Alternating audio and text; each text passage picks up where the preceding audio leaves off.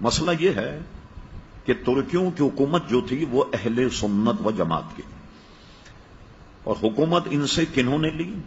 یہ آل سعود اور آل شیخ۔ آل سعود سے مراد یہ بادشاہ ہیں جو چل رہے ہیں، اور ٹیک اوور کرنے کے بعد انہوں نے اس کا نام ہی سعودی عرب اس لیے رکھا، اس کا نام سعود تھا جس نے حملہ کر کے مسلمان حکومت لی۔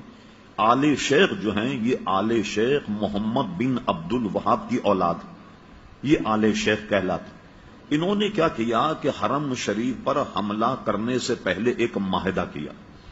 معاہدہ یہ ہوا کہ ہم مل کر کے کعبے پر اور مدینہ شریف پر حملہ کریں، جب ہماری حکومت بن جائے تو یہ ہمارا معاہدہ ہے کہ آل سعود تو ان کے ہاتھ بادشاہت ہوگی، حاکم یہ ہوں گے، اور آل شیخ جو ہیں ساری مذہبی معاملات کو یہ ڈیل کریں گے، ان کی قضات ہوگی، ان کے قاضی ہوں گے، امام ان کے ہوں گے، مدرسے ان کے ہوں گے، محدث ان کے ہوں گے، مفتی ان کے۔ یہ دونوں میں یہ معاہدہ ہوا، اور اس معاہدہ ہونے کے بعد انہوں نے مدینہ منورہ پر چڑھائی کی، مکہ مکرمہ پر چڑھائی کی۔ جو حضرات سعودی عرب میں کوئی بہت خاص عزیز ان کے رہتے ہیں اور ہوں باخبر، سعودی عرب نے چند سال پہلے اپنا 100 سالہ جشن منایا تھا، 100 سالہ جشن۔ پوچھے جنہوں نے پروگرام دیکھا، ملک عبد العزیز کو حرم شریف میں گھوڑے پر بیٹھ کر تلوار سے لوگوں کو قتل کرتا ہوا دکھایا گیا۔ حرم شریف تو کیا یہودی آ گئے تھے حرم شریف میں؟ کون تھے جن کا قتل عام کیا؟ وہ سب سنی تھے۔ مسجد نبوی کے امام کو مصلی پر تلوار سے ذبح کیا، اور صرف 200 حضرات نے مدینہ شریف پر حملہ کیا۔ میں سن 77 میں پہلی مرتبہ مدینہ شریف گیا، قطب مدینہ حضرت اللہ مولانا ضیاء الدین صاحب مدنی رحمت اللہ علیہ کے یہاں 40 دن رہا، معاملات سنتا رہا، تو انہوں نے بتایا کہ صرف 200 آدمیوں نے حملہ کیا تھا مدینہ شریف، اور وہ اتنے پکے دیندار سنی تھے ترکی کہ جب انہوں نے حملہ کیا انہوں نے ہتھیار ڈال دی، اور یہ کہہ کر ہتھیار ڈال دیے کہ حرم رسول میں ہم قتل نہیں کریں گے۔ خود قتل ہو گئے مگر انہوں نے دفاع نہیں کیا۔ یہی حال مکہ کا ہوا، اور انہوں نے حکومتیں لی، لوگ سب بھول جاتے ہیں۔ ہوا یہ کہ حکومت لینے کے بعد سب سے پہلا کام کیا کیا انہوں نے؟ یہ بات ہے 1925 کے بعد کی 29 تک اور 30 تک ان کا آپریشن مکمل ہوا۔ جنت البقیع پر بلڈوزر چلائے، گیتی اور پھاوڑے سے جنت البقیع کے شاندار مزارات اکھیڑ کر پھینکا، اہل بیت کے مزارات اکھیڑ کر پھینکے۔ سب سے شاندار مزار جنت البقیع میں حضرت عثمان غنی رضی اللہ عنہ کا تھا، اس کے اینٹ پتھر الگ کر کے اس کو زمیں بوس کیا۔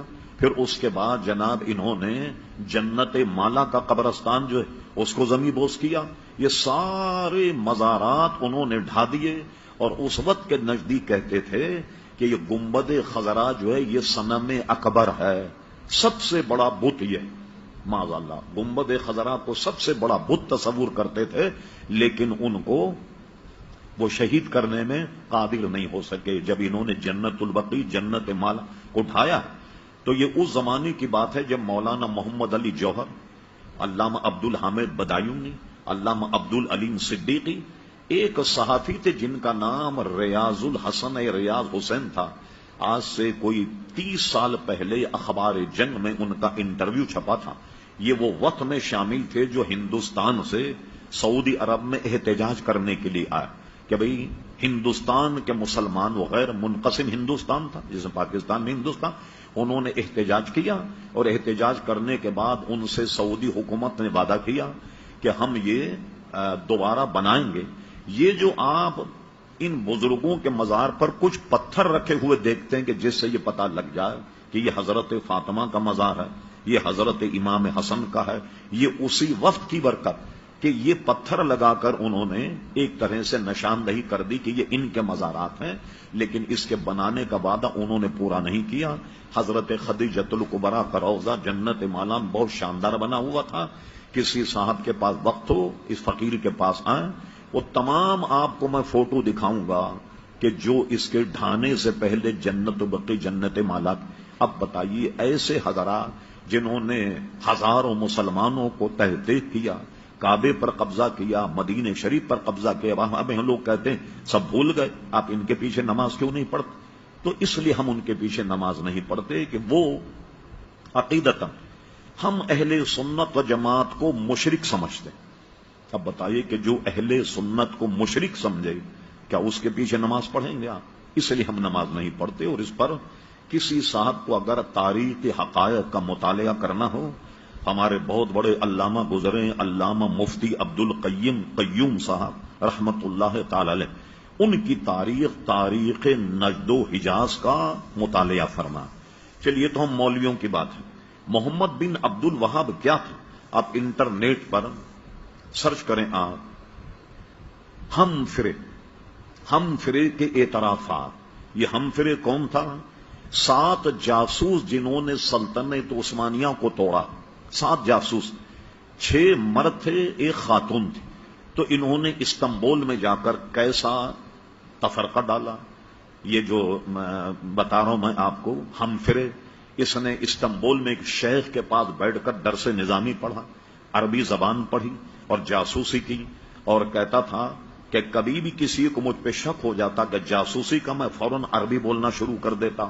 اس نے تو بالکل ننگا کر کے رکھ دیا محمد بن عبد الوہاب۔ یہ تو ایک غیر مسلم کتاب ہم فرے کے اعترافات کے نام سے، وہ عربی میں بھی چھپی ہے کویت سے، اور کیا کہتے ہیں لندن وغیرہ سے بھی وہ چھپی، جی لندن کے تو جاسوس ہی تھے یہ۔ یہاں اگر آپ جائیں برٹش ایمبیسی، آپ کو یہاں انگریزی میں کتاب مل جائے گی، وہ یا ہم فرے کے اعترافات، اور اردو زبان میں بھی کسی نے یہاں پاکستان کے کسی پروفیسر نے ترجمہ کیا، کتب خان ہے جو ہے چھان بین کیجئے، اس میں آپ کو میں کتاب مل جائے۔ اس نے پورا قصہ محمد بن عبد الوہاب کا لکھا، میں نے اس کو کیسے گمراہ کیا، اس سے مناظرہ کیا۔